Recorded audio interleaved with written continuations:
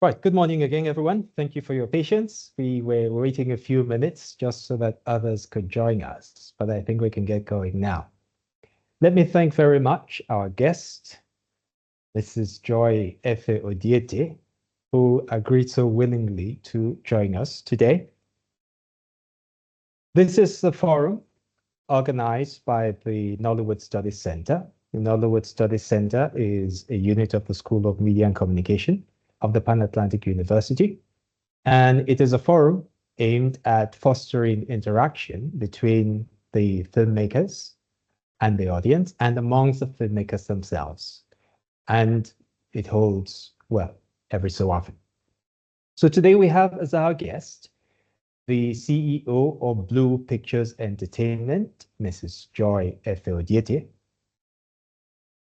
And we're very grateful to her for being with us. Joy, good to see you again. Good morning. Good morning, Good, everybody. good morning. Thank you Thank for you. having me. No, thank you so much for agreeing to join us. Thank you. And I must say, we're grateful. Joy agreed almost immediately we asked her, okay, without any hesitations. We appreciate that. The last time I spoke with you was about 12 years ago. You don't remember so well, but you contributed a lot to my thesis at the time, and I cited you copiously in that thesis. Thank you so much. Oh, yes. Oh, yes. You gave me some very valuable information. Well, for our guests, Joy Efe Odiete is the CEO of Blue Pictures Entertainment. She is an award-winning independent film distributor and film sales agent with over 20 years experience in the film industry across Africa and the international market. She is an aggregator for Netflix and Amazon, as well as other independent streaming platforms around the world. She began her career as a sales executive at New Metro Media Store, rising through the ranks in 6 years to reach the prominent position of head of operations for New Metro Film Distribution West Africa.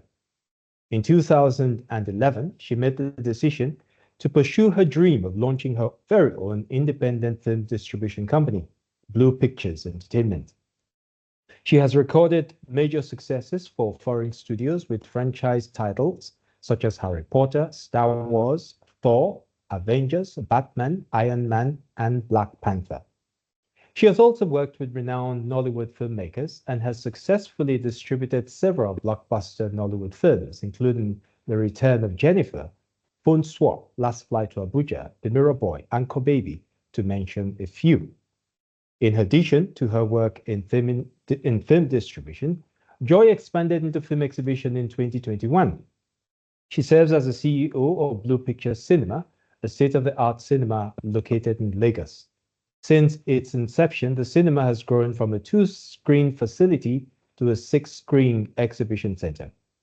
In 2021, Joy expanded the Blue Pictures brand to include film production, debuting with Gone, a story she wrote in 2020.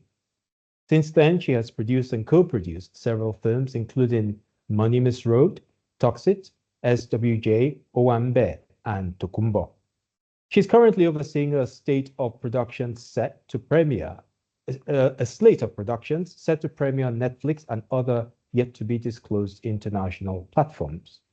Joy is the president of the Film Distributors Association of Nigeria, the finance director of Frengan, Federation of Registered Nollywood Guilds and Associations, a member of Women in Exhibition International, and a member of the African Women in Leadership Organization. In July 2024, Joy was appointed the chairman of the board of Toronto International Nollywood Film Festival and Brampton International Nollywood Film Festival, Canada. Joy is passionate about making meaningful contributions to the African entertainment industry, from pre-production to distribution. Her goal is to enhance the viewing experience for film fans and place original, well-produced Nigerian entertainment content on the global stage. Just reading that alone, Joy, I feel tired already. So much work. How do you manage? This is a question I will ask. Okay, that you are doing so much, and strikingly, if I may say so, all the times I have seen you, you always reflect this calm exterior, very calm indeed. And look at all that you're doing is quite a lot. So that's my first question to you. What is it that drives you? How do you manage to get all of this going and to keep it going? Okay. So Oh, you fantastic. asked how I managed to juggle all these things. I just Right. feel I'm a very driven person, naturally driven, and very focused at anything that I set my mind to do. And I look for opportunities within whatever I have planned to do and try to see how I can better expand it and make it more than what it is. It's like your 5 loaves and 2 fishes. So you'd want to, that's by nature, I like to just expand, not use what I have, but to expand whatever I find in my hands to do. So that is what drives me. I drive myself. I try to push myself to go beyond the ordinary, to try to do more than is expected of me. So that keeps me going. I'm always very self-motivated, and it's a natural thing, and it happens with everything I do. It's not just the business. So let me then ask you, because when we spoke in 2012, time was called Blue Distribution Limited, and you were solely focused on theatrical distribution. Can we talk about what your journey has been like? What inspired you to go ahead, to establish Blue Pictures Entertainment, and the different things you've done since then? What is your vision for the company? So my vision for the company is to actually build a powerhouse entertainment company, an all-inclusive entertainment business that is not limited by um, a, a particular type of entertainment. So by particular type, I mean you come into Blue Pictures and then you have the full package. You have the exhibition side, you have production, you have distribution. And with the way the industry is structured, it's almost impossible for you to have a distribution business without having an exhibiting arm. That is because you cannot control what happens to your content in the market. So you always see yourself into, will I use the word haggle with other cinema owners to get, screen time for content and all of that. But I feel if we could collaborate some more as an industry, individuals like myself that did not really, we did not want to veer into exhibition, it becomes very easy for us to just focus on what our core competence is and not really veer into other areas. But because of the peculiarity of the industry, you discover that you as a film distributor, you need screens for you to be able to scale, for you to be able to satisfy your producers, for you to be able to get the type of numbers that you are looking for. And that comes with the screen bargain. So with your screen, you are able to bargain with other exhibitors, with other distributors.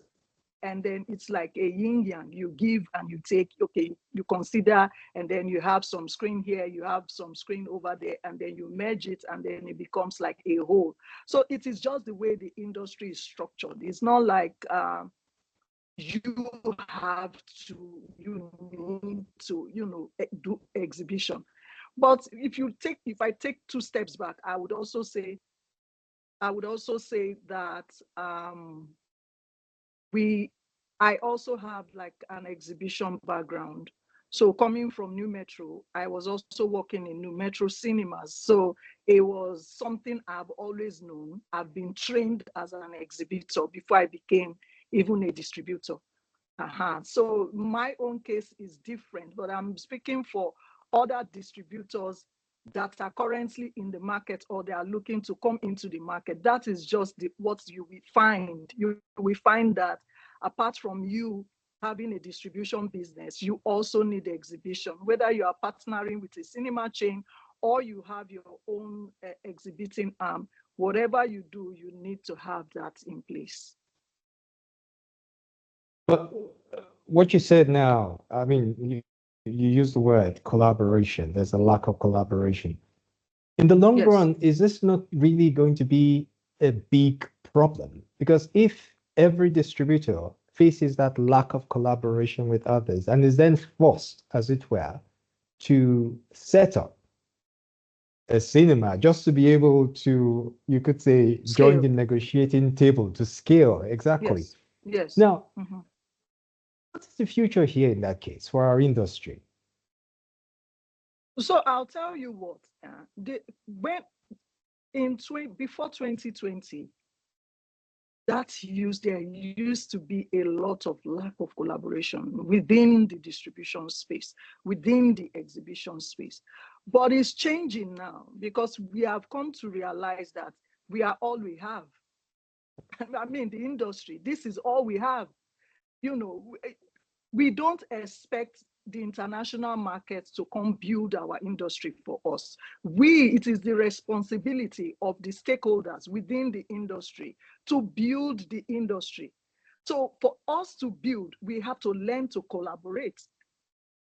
And business is not about sentiments or emotions. You might not like me, but can we get that aside and collaborate and do the business of the day? That is all there is to this thing. We need to be able to set aside whatever emotions, whatever it is, and then focus on the business of the day. So before COVID, it used to be like that. But now going forward, I've discovered and I've seen through, collaboration within the various guilds and associations, sitting together, discussing the way forward and all of that. We've noticed, or there is a change in the mindset now. I would say now it's not like what I used to experience and what led me into exhibition. It's different now. But you still need to look at collaborating as a distributor to have screen time. That's what I'm saying. Going forward, as a distributor, you need to have that in place. It might not necessarily be you having your own cinema, but you can. Okay. There are cinemas you can collaborate with. Yes, absolutely. Now, I like what you say about the change in terms of collaboration, because I think that this has been a constant complaint. Well, not just with distribution only, but in the Mhm. industry generally, that there's always been that a bit of a lack of unity. So it's very interesting what you say. And I see also, because looking at your profile, for instance, the fact that you are president of the Film Distributors Association. You are also involved in the Federation of Registered Nollywood Guilds and Association. How is that? Can we say that these are also signs of a willingness to work together? Because I know that in the past, even though these guilds existed, many of those in the industry were reluctant to join these guilds. Do you see a difference now?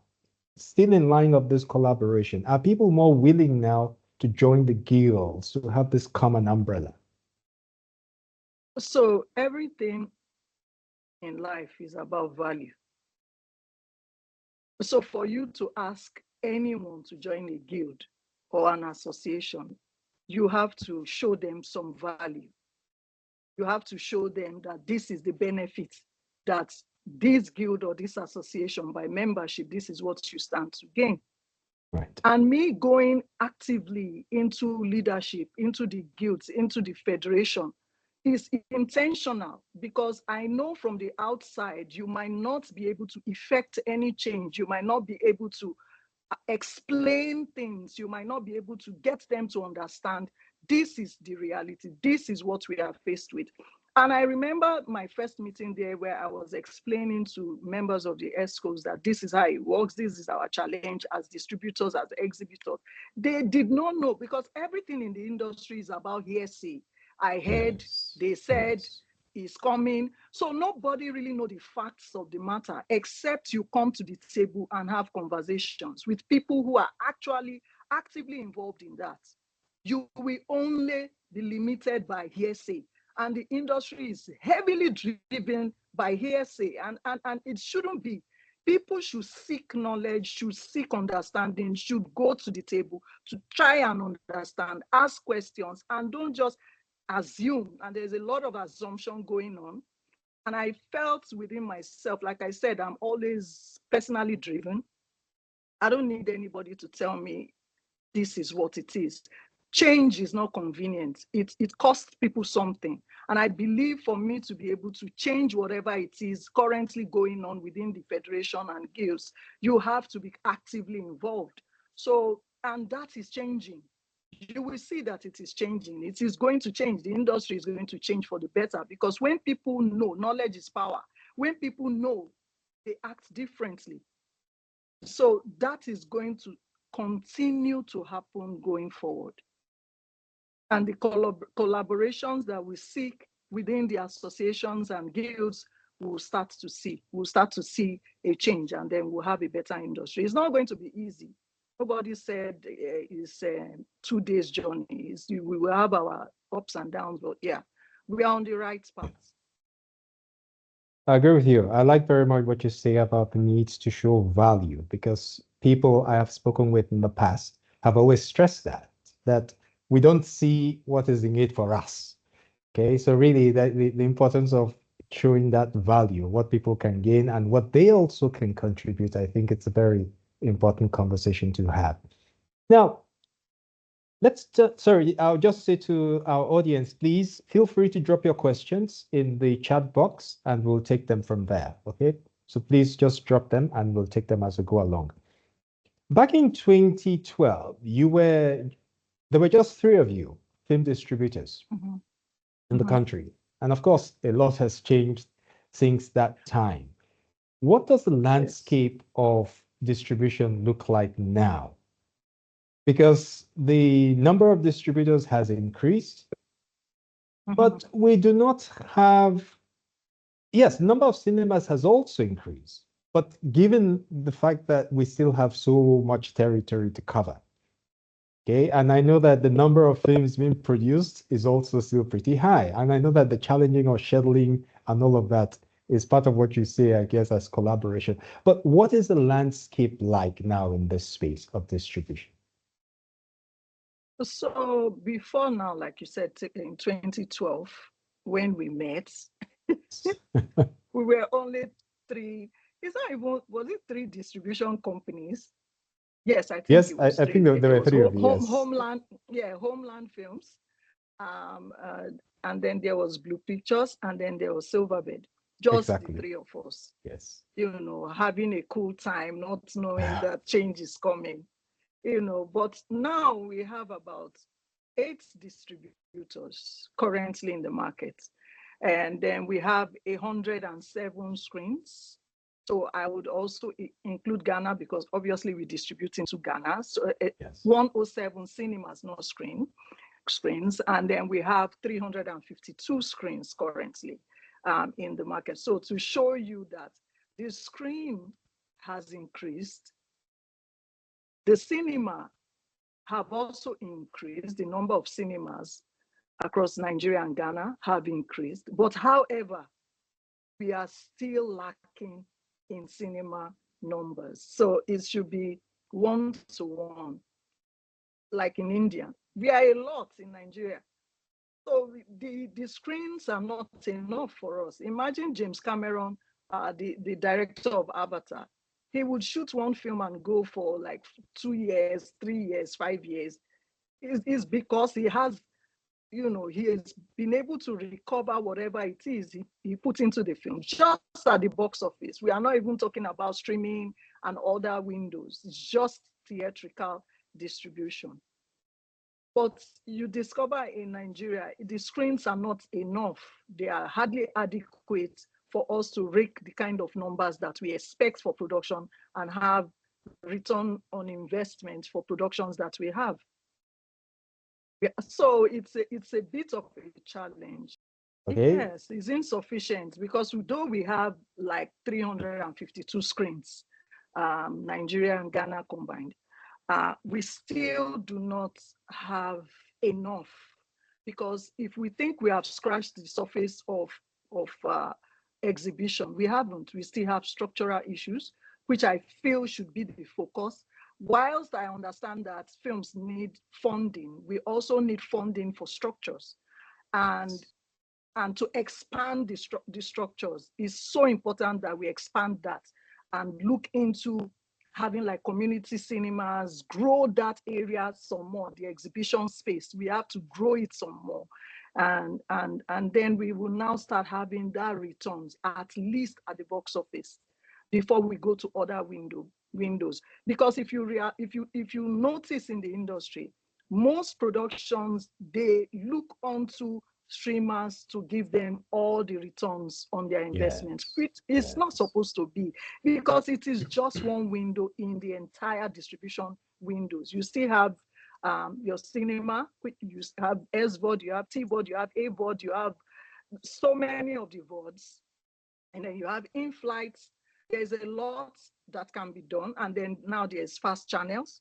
So there's a lot within that ecosystem, within that environment that people can actually, that producers can actually take advantage of.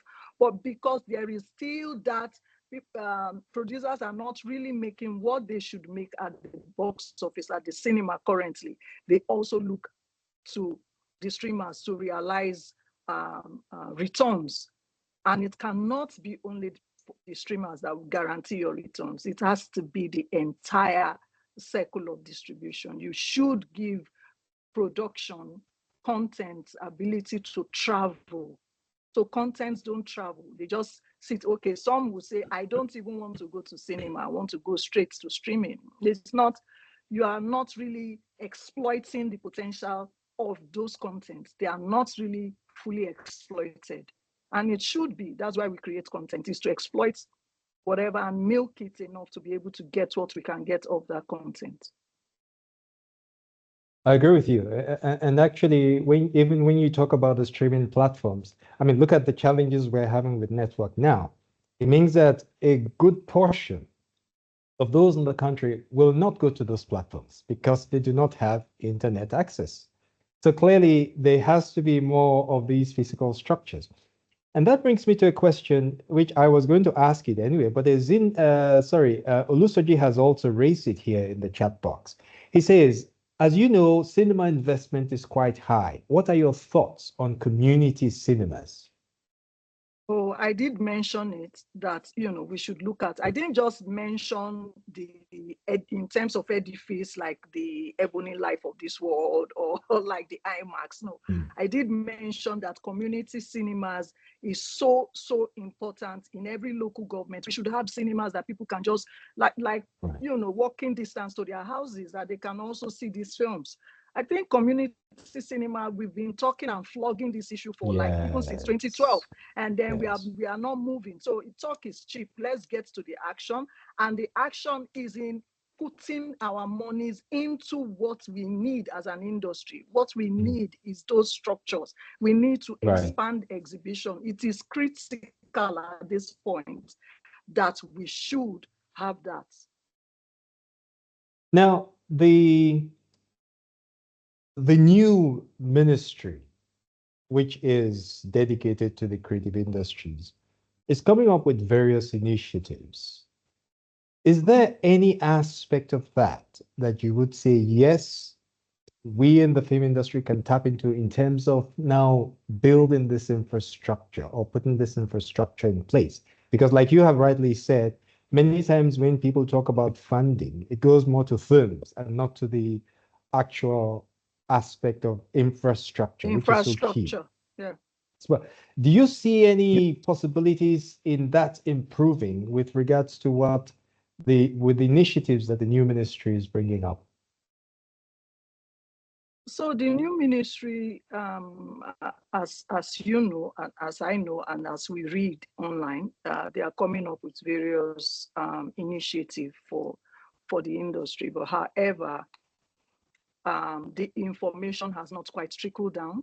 So again, like I said, in this industry is hearsay. A lot of us, we hear and we say, okay, let us watch and see. So that is what I am going to say for now. We've been hearing about, I'm sure you heard about the IDICE Fund. The IDICE Fund, that initiative has been overflogged. I started hearing about the IDICE funds in 2022. This is 2025. So that shows you that we keep talking. Oh, we want to do, we are doing, we are almost doing, it is coming. When will it nobody knows these things. It drags. And if someone like me that want to expand my business, I say, oh, this initiative is coming, my business will be able to tap into it, let me hold on. I will hold on, and then 3 years will pass by. And what I should do, I will not do it. So I will get up and go get a loan and do what I have to do. And that is what happens in the industry. Does have to do. There's BOI, the Bank of Industry. Their rates is fair, not like the commercial lending rates. But we, as business people within Nigeria, within this space, we just have to do what we have to do. And we cannot say we are waiting for an initiative that is yet to kick off and not do what we have to do as stakeholders. But yes, they are putting together initiatives, and hopefully maybe it will kick off. Now, what you just said about the Bank of Industry and funding, do you have plans to expand beyond, I mean, to build more cinemas, to establish more cinemas outside of the one that you currently have and outside Lagos? I'm actually expanding as we speak. Okay. And then it's in exhibition. So like my profile said, we are expanding into 6 screens. And this is intentional because we need to be seen as a forward-thinking industry. We know what our problems are. Our problems is not really money to fund our films. We need to monetize the film. We need to be able to recover on investment. And it has to happen from even the theater space. So that's fundamental issue we have has to be addressed real quick. And hopefully when the various initiative kicks off, maybe we will also tap into it and further expand. But to wait and to sit down to wait for I will not be able to meet up with my personal goals that I've set for myself as a company. Right. Thank you very much. Well, now, just to turn a little bit away from distribution, there's a question here which, well, one could say focuses on production quality. So someone is asking, Abiodun is asking, what are the things you look at to regard a film as fit for distribution by your company? And how can one reach you? Okay, my executive assistant is here, and he will put the submission email on the chat box. Okay. So it's submission@bluepicturesng.com. Yesterday we released a flyer where we called for submission. So just follow the link and then submit whatever content you have. It's for a TVOD and an AVOD platform that is set to launch. And then what Blue Pictures does, apart from just distributing, is to also help populate upcoming platforms, streaming platforms that are looking to launch. So we share a whole huge amount of catalog with them so that they can either buy them in this sense, like license them, or is a rev share. But whatever it is, your content can be monetized. And to answer the question of what I look out for as a distributor and as a distribution company, I think your story matters. I think the story angle in the industry has been overflowed. So a lot of people keep complaining, oh, the story has loopholes and all of that. We take our time to go through stories. But when a producer comes with a finished work, it is difficult for you to put any input as a distributor. Yeah. So the answer will either be yes or no. in that instance. But however, we can still help you monetize that content to other platforms that can cope with that kind of content. But for cinema, the entertainment value of your content is so important. Your marketing ability is so I can't even overemphasize that. And by the way, I have to state here that 30% or 20% of your production budget should go towards marketing. I see a lot of people produce films without marketing. You finish producing your film and then you don't have any money to market the film. It's like Coke trying to launch a new product, or maybe Coke Light or whatever it is, and they have no budget to push that product out to make people know, oh, there is a new flavor of Coke, there is a new Coke PET bottle that we are trying to launch. So every movie should be treated as a product that nobody knows and that has to launch, that has a launch date, that should have plans, PR plan, marketing plan, should have budgets to push these things out. It is so important. So for that, we would also look at your marketability, which also is, do you even have the marketing budget to push this film? And then what we also do as Blue Pictures is to also, play that, okay, what do you have? This is what you have. This is what we can do as a distribution company, provided that content can be able to give us back our invested marketing budget. So it is not as what you should bring in as a producer, but we as a distribution company, we also do that. We also ensure that we cushion the effects, because to come to cinema is not a joke.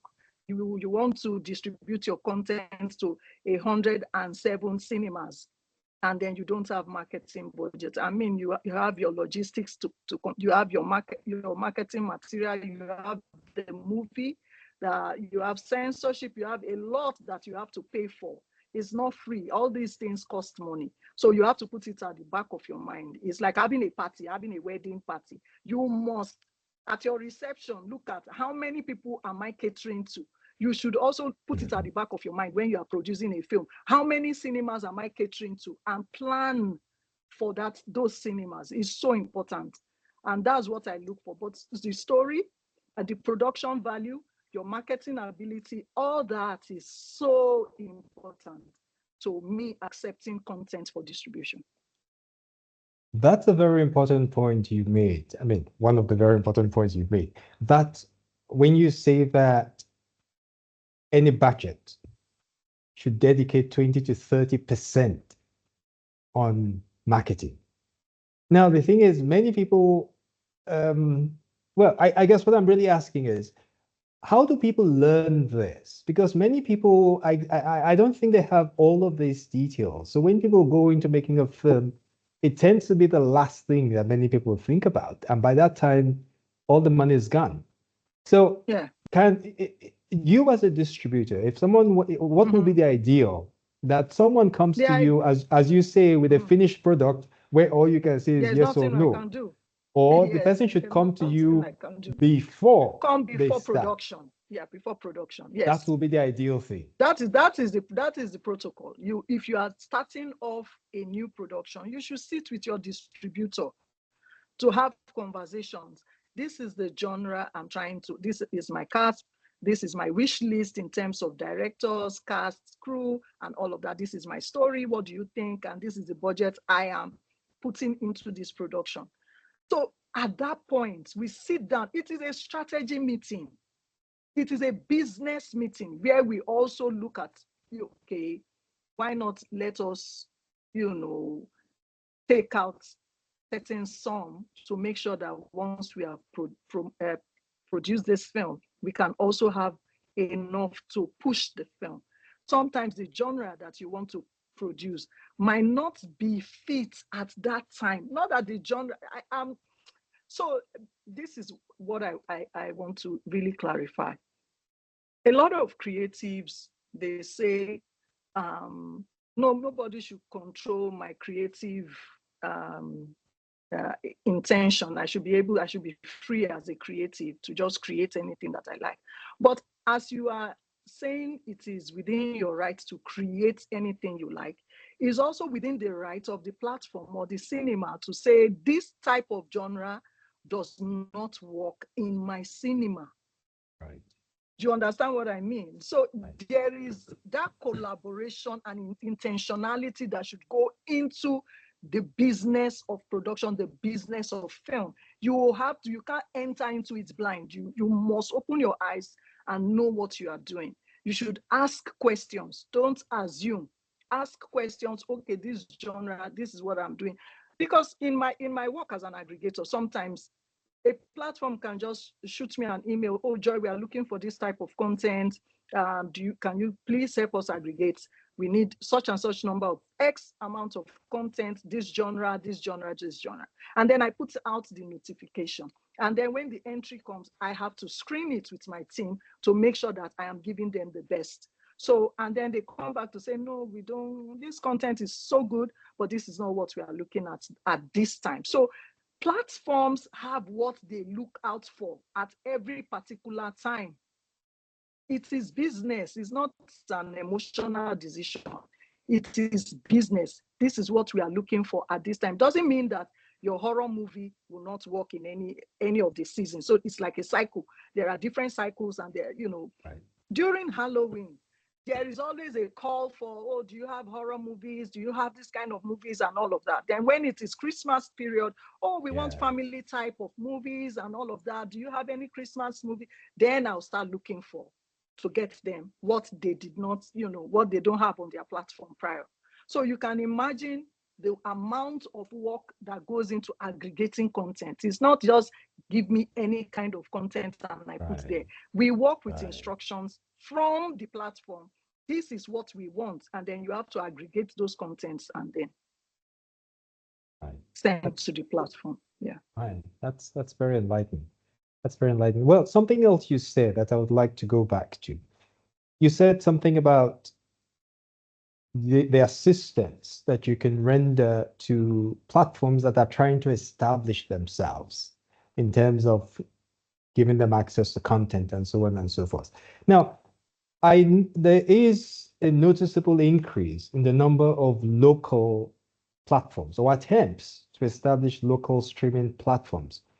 Do you work with people, local players in that way? And how does that go? Because I know that for many people, it's all an issue of cost, and many people try to do it on their own. So are there local players that approach you for this kind of work? Yes, in fact, I work with all the local players, from MultiChoice to Accelerate to Rock TV to all of them. Yeah, I work with all local platforms, but even Start Times. But what I've come to realize is that the local platforms also need funding, to be very honest. For you to be able to buy content from producers, you need to have that money, spending power.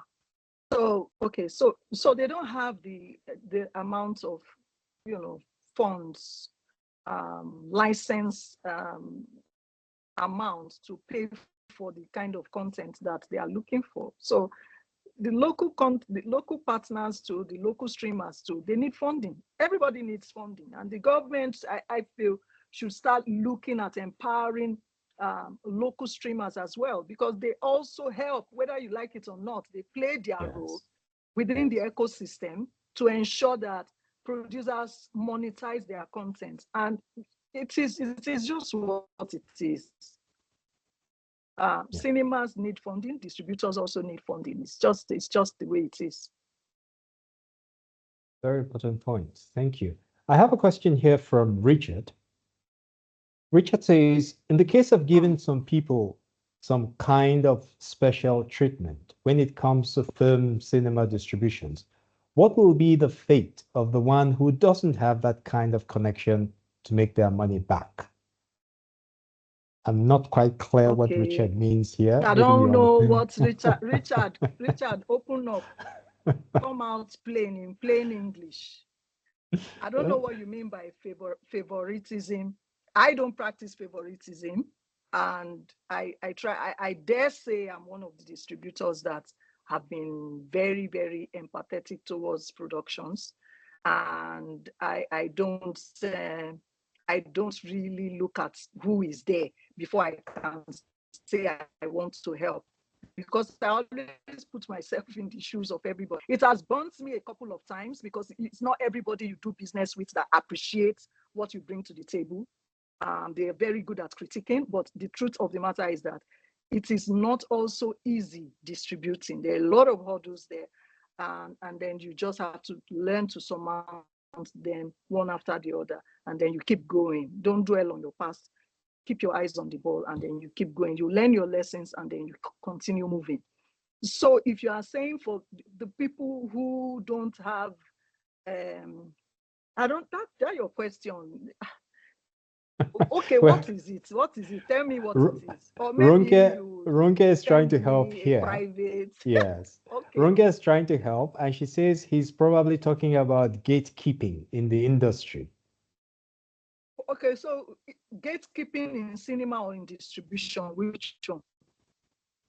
Well, well, let's focus on the one that you are aware of. Is there actually gatekeeping in any of these spaces that you are aware of? Is there anything of the sort that you say some people's names are able to open doors, others find it more difficult when they're knocking on those doors for the doors to be opened for them? Is that challenge there? So, well, let's talk about the So unknown person, the young filmmaker who wants to. okay, so young filmmakers, you have to understand that your experience matters in setting tables, right?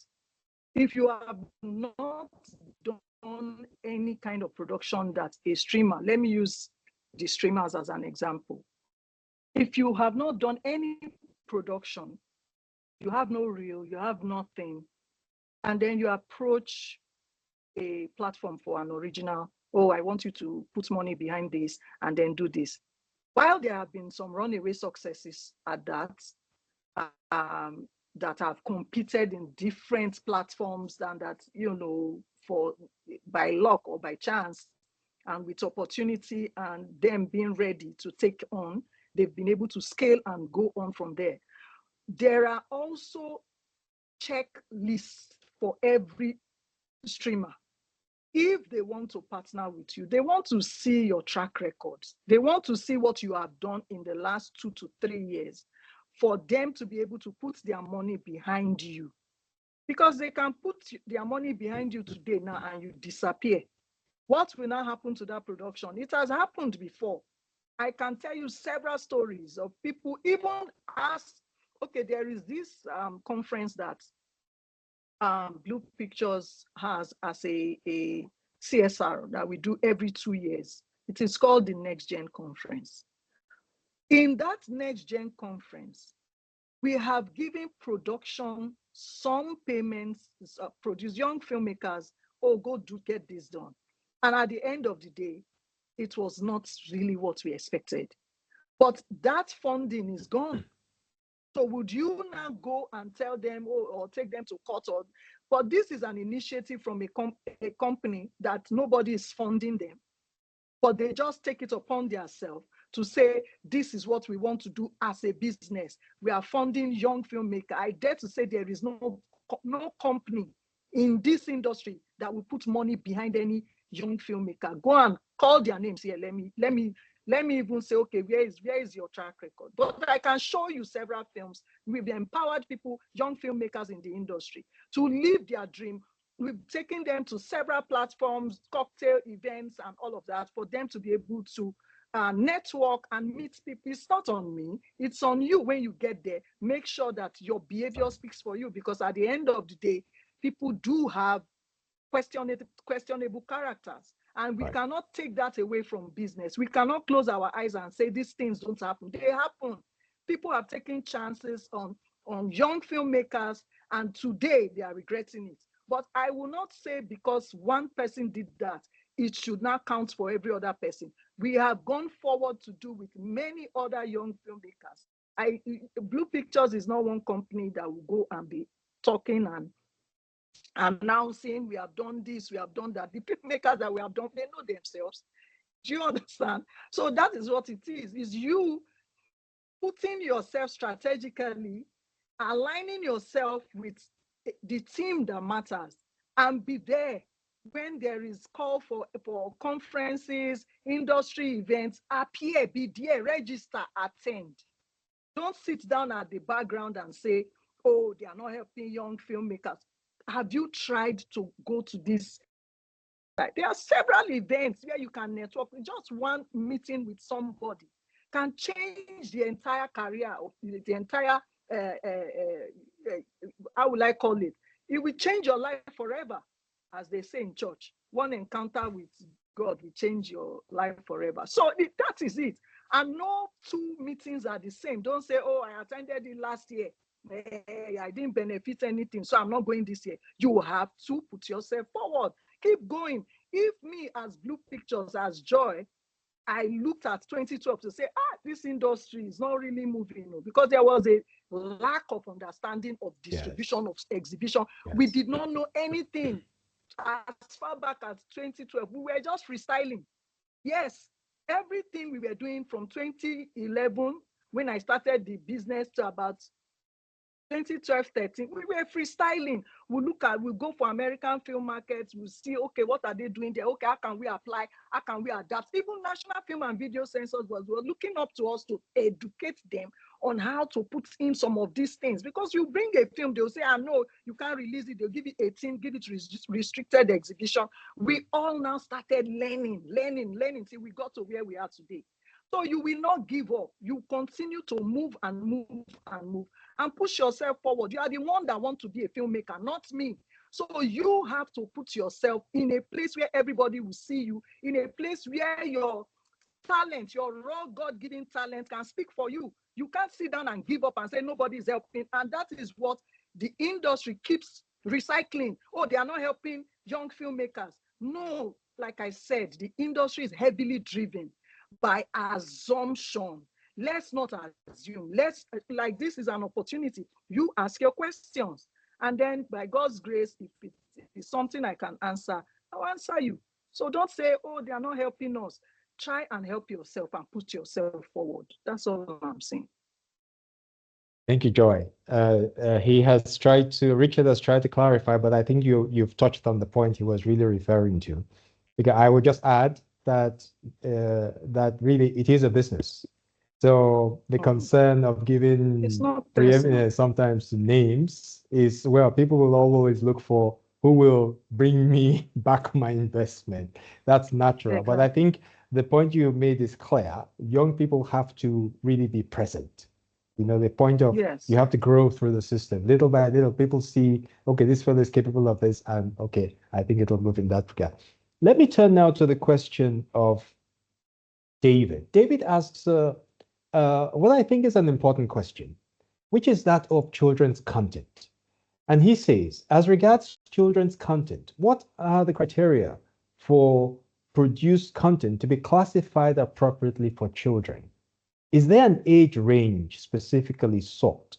Are there specific values and agendas these content productions must contain? Where does the industry stand on the development of children's content, preferably animation, in Nigeria? Oh, David. Plenty of questions there. Where do I start from? Are you sure you will not come for private? Because your question is a lot. Okay, let me try and answer. So, children's content is one of the contents that personally, I have children, teenagers, and then I have like my young cats, but they keep telling me they don't have like enough children's movie at the cinema. And then they don't have enough of those content also streaming on Netflix, apart from the foreign ones. But what about Nigerian made type of animation, apart from Iwaju and the rest of them, which is even in Disney? What other, how can we get those? So I get that question David is asking. I get it from the house and I'm getting it here. So I would say that, again, animation is very expensive, very, very expensive. And for you to be able to produce an animated content that would globally be accepted, it comes with a lot of money.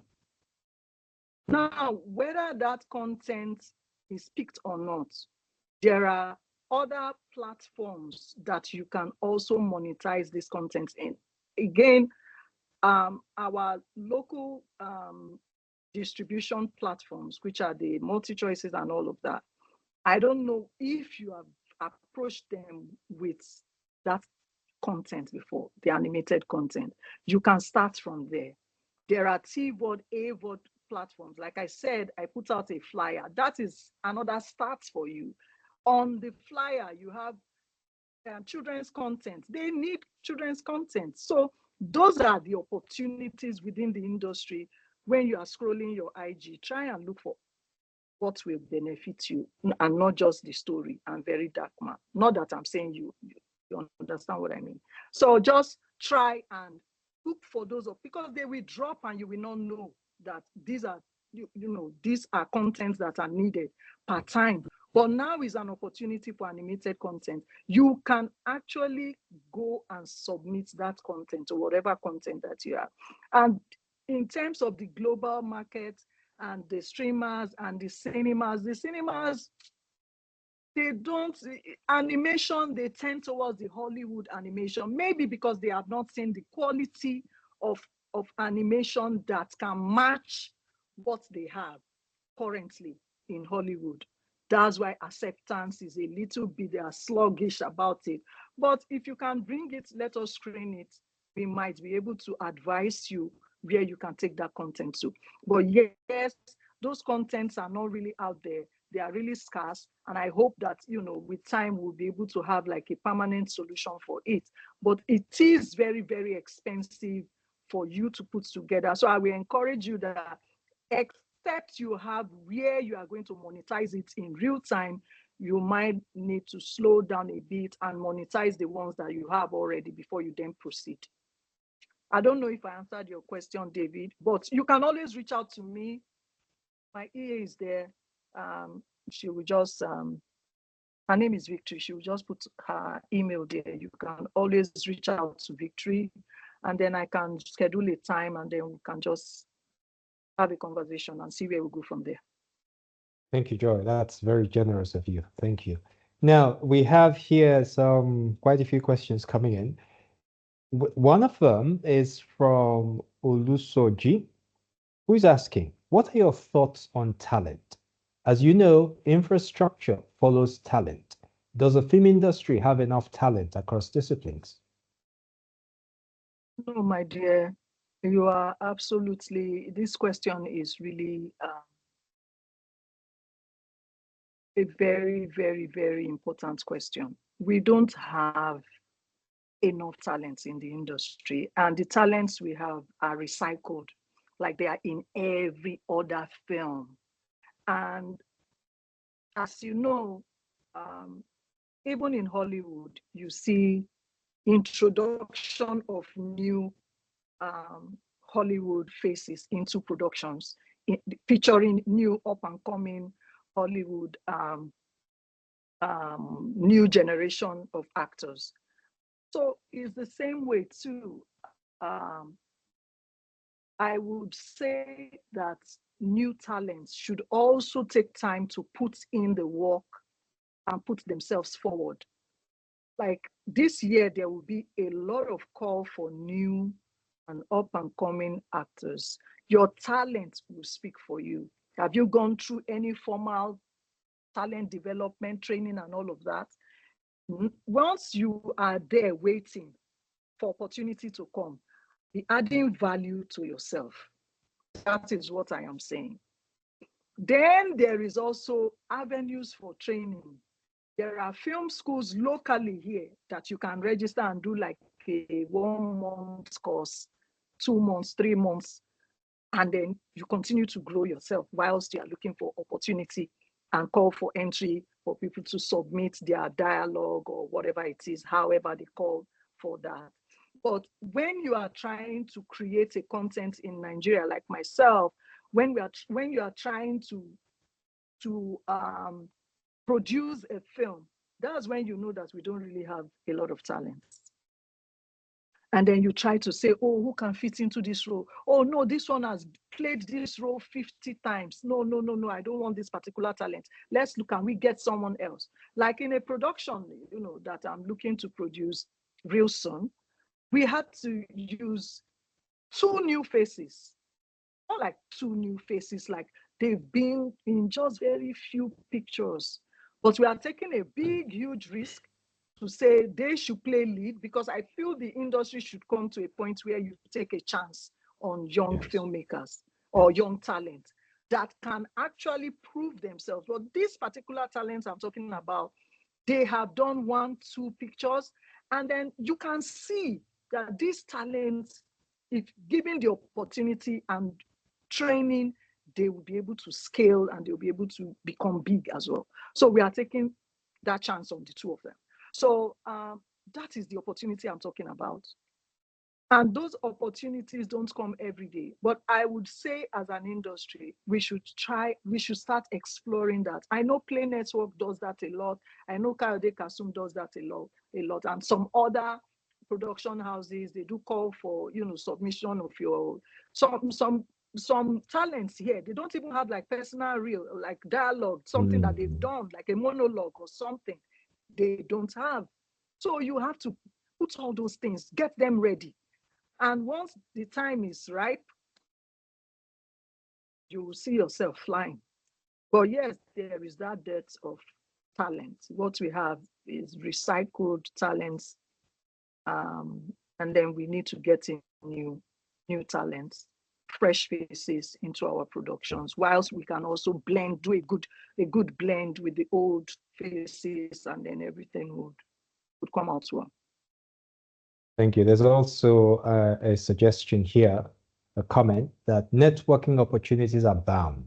All film festivals there, AFRIF and other festivals have master classes. NIFS also has this Google. So just to back up what you're saying, that people also need to put themselves out there so that they're seen. They don't like to go. They don't like to go. But see, the thing is, the same young filmmakers that complain that, oh, there is no opportunity for us and all of that. Let Burna Boy or Wizkid say they are coming to do a show in TBS. They will go. But go for the one that will give you the opportunity as a filmmaker to meet whoever. And AFRIF is such a platform that you can meet anybody in AFRIF. The same thing too in NIMS and other industry event. You can meet and network with anyone. Nobody is going to shut you down that, excuse me, don't talk to me. No, you must register to attend, and then you meet whoever you want to meet, and then you continue to grow from there. Yes, thank you. Oh yes, thank you for that contribution. Whoever you are, you corroborated what I was saying, so that's good.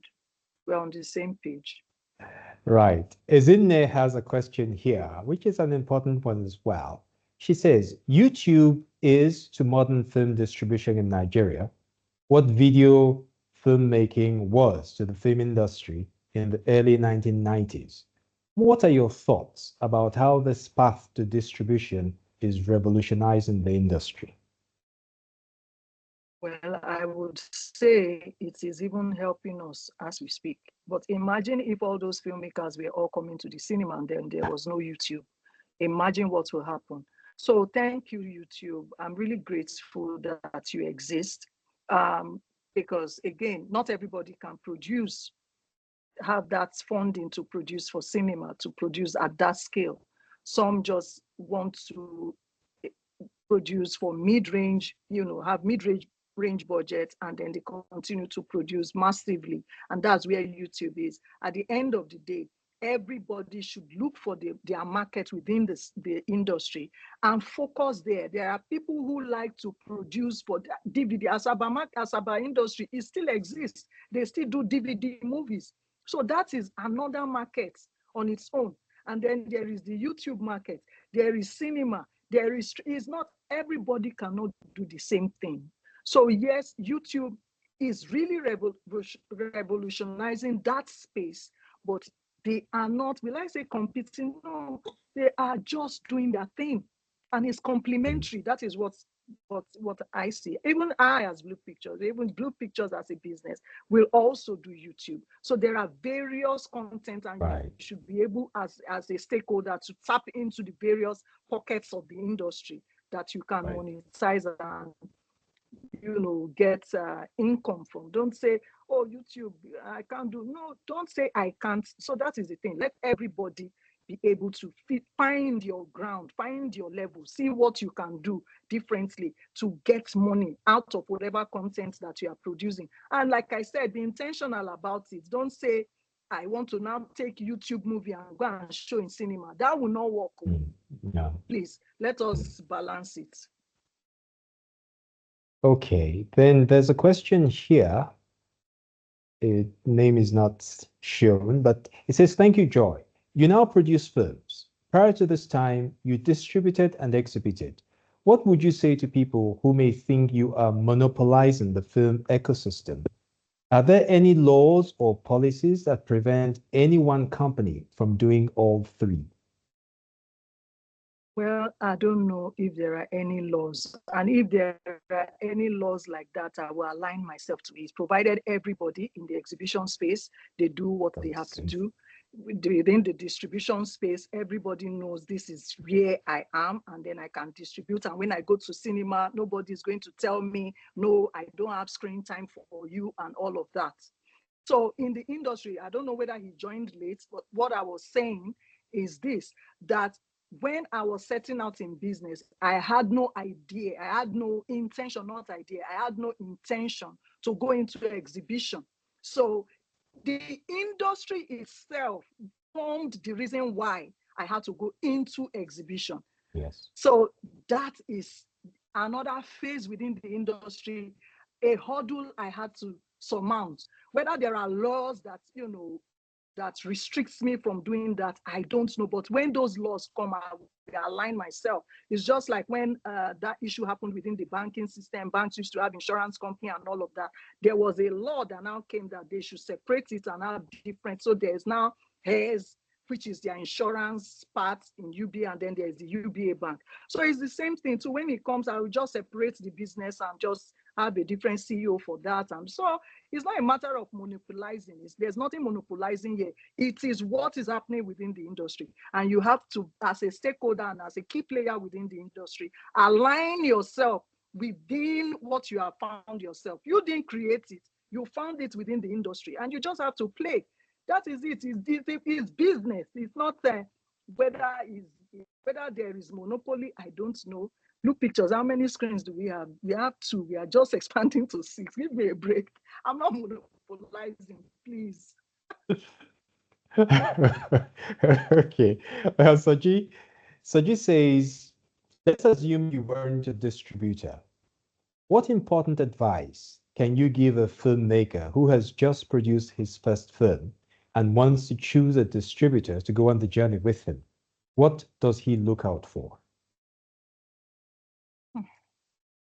I think you look out for reach, and then you look out for capacity for them to be able to take your content and whatever content you have produced to whatever markets, platforms, and give your content that 360 distribution journey. So I think it's very important that you look at what content are you talking about here? What genre? So those are, you have to take your time there, read up and then go for meetings, whatever works for you, then just follow your mind and go with that distribution company. Okay. Precious has asked a question, but I think that has been answered already. She's asking about recommending more events with networking opportunities, but I think you've already addressed that. Edward is asking, how can I submit my content to a streaming platform without bottlenecks? What we see from the outside is that strong politics is in play around content distribution. How can this be resolved? Which of the platforms is secure and safe for greenhorn producers? What budget is safe to expend at cost of production so one can recover his or her return on investment? Although I believe you have answered that when you encourage that, at least this latter part, when you encourage that, speak with a distributor before you actually begin. Before, not after. Because not if you after. have done that production, I don't know how I'm going to help you, because you are also a young filmmaker, and obviously you would have spent, certain amount of money in producing that content without knowing what platform you would likely monetize that content from. So I don't know, maybe just let's see the content. Like I said, there is submission at bluepicturesng.com. Victory, if you can put it again on the chat, submission at bluepicturesng.com. You submit your content, they will do like a review and send it to you. We can do that as Blue Pictures. Thank you. Yeah, just to say that Victory has put it there. The flyer is in the chat. So also Victory's contact details. So please take a look, those who need that contact. Elizabeth says, thank you so much for such an enriching conversation. I see that Blue Pictures call for inspirational genres, including sermons, which is new. Can you please speak to the reason for this interest? Well, like I said, it's a new streaming platform. It's a TVOD and an AVOD platform. And if you've been on the show, on the call, I just mentioned that we take instructions from the platform and then we go to gather this content. So their interest will be, they want to also have like sermons on their platform. So it is more of like a fast channel, and just to test what works. And then if Sunday they are scheduling and they schedule like inspirational music and sermons on their channel, then maybe it can work on their channel. So, but my job as Blue Pictures is to populate those contents and then share it to them. All right. Well, Ronke says this is just to support what you said earlier. Thank you, madam. Your passion and expertise are evident. It appears that your business grew organically and you acted or reacted to meet a need at every stage. That's the business of film. Thank you for the comment, Ronke. Then Sonia is asking, Thank you, I would Ronke. like to know more, this is from Sonia, about the business of aggregation of Nollywood content for international streaming platforms. Did this business change in the last 3 to 4 years after Netflix set foot in the country? Are negotiations becoming more or less advantageous for producers and filmmakers? Are negotiations becoming what? More advantageous for producers and filmmakers. So again, these platforms, they have what they call content strategy. And their content strategy, in this case, I'm talking about Netflix, their content strategy changes from time to time. What their strategy is in Q1 might not be their content strategy in Q4. I mentioned it when I started having that conversation. So they always change from time to time. So whatever content they are calling for, whatever content they want to buy at that point, remember this is business. It's not whether they don't want to buy my content. It is their strategy, and they have a right to strategize as a business and say, from all our back end analytics that we see, we can see that this type of content works at this period of time of the year. And then let us call for these ones. Let us have conversations regarding this type of content, regarding this type of genre. So they are within their rights to be able to choose that content based on their content strategy and move forward from there. So yes, that is what it is. It is advantageous. because really in terms of payments and all of that, nothing has changed. It's ability for you to be able to negotiate what you want, negotiate your rights, negotiate your license period, and then that is what your aggregator is supposed to do. So work with an aggregator that can give you all of that. That's what I would say. When we spoke in 2012, I will just quote what you said at that time. You said there are acceptable standards of production quality that we must look at with a Nigerian producer or filmmaker. And if you are not able to reach that, I, for one, will not do that business because it is a waste of time, waste of my time, waste of your own resources as a producer. Now, at that time, at the time of this conversation, the issue of quality was a major concern. This is 2025, 13 years later. How would you rate the industry in this regard? Do you see that things have improved, certainly, but you as an insider, how do you rate this improvement? Do you still think that, do you think there's still a long way to go for us to get to where we should be? Are we attaining that? Are we ticking the right boxes? I would just say that we still need some sort of capacity building at all levels. Yes, we are far better than we had this conversation how many years ago. It is far. I can't even, our production now, where will you see a car diving into the water? Where? In 2012? No way. We just do room and parlor, and then we are okay.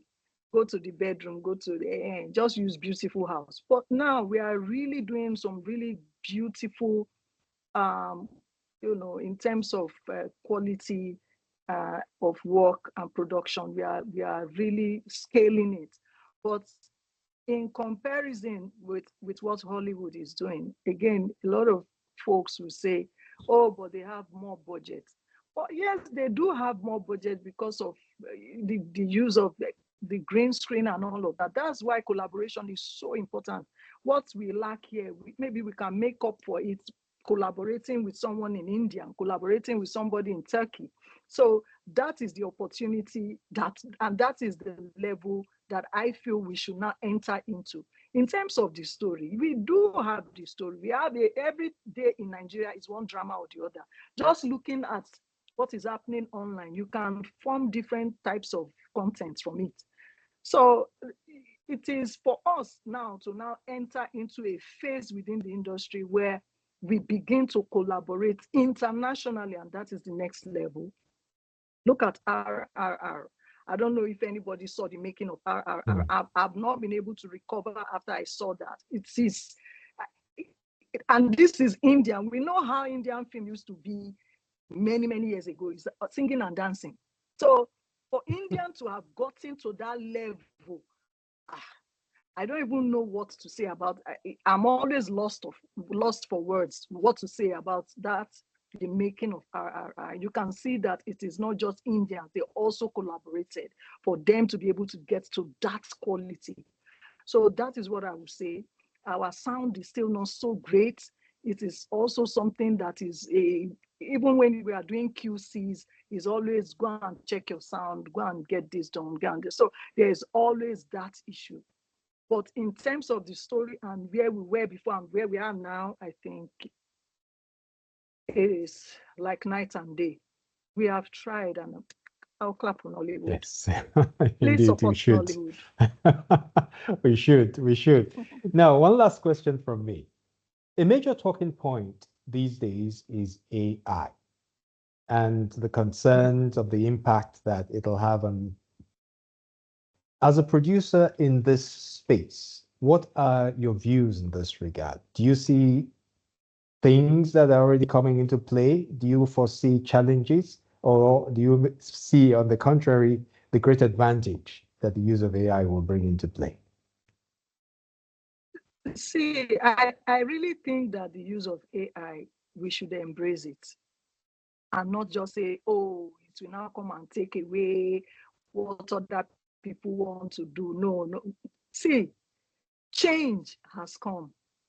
You learn, you embrace it, and then you move forward. You use it to your advantage. I don't see anything as an obstacle to me.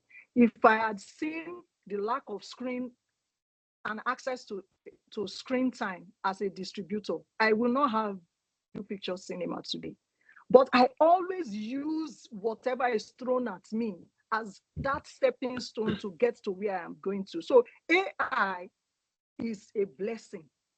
I remember when 5G came, people, I don't know, it is the Antichrist, it's the launch of the Antichrist. Let's not use a 5G. People gave sermons like 5 parts. Don't do this, don't do that. At the end of the day, are people not using 5G? Oh, streamers are coming. Oh, we must fight the streamers. We must block them off.